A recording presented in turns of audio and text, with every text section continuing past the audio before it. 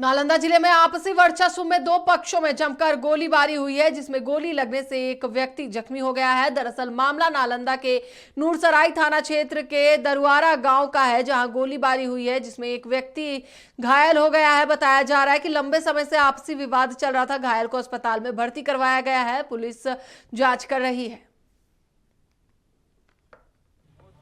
दरुआरा में दो पक्षों के बीच जो है आपसी वर्चस्व को लेकर विवाद हो रहा था।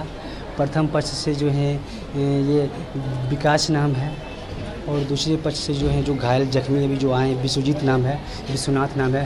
विश्वनाथ में ही विवाद हुआ और आपसी वर्चस्व को लेकर ही विवाद हुआ है, जिसमें विश्वनाथ के साथ मारपीट हुआ है और गोलीबारी की घटना हुई है। सूचना है जो जिन्हें पैर में लगी है गोली, जो अभी जख्मी हैं और भर्ती हैं। इसमें जो है बयान लिया गया है, कार्रवाई हो रहा है। घर पे छापेमारी हुई है, फिलहाल चल रहे हैं फिलहाल।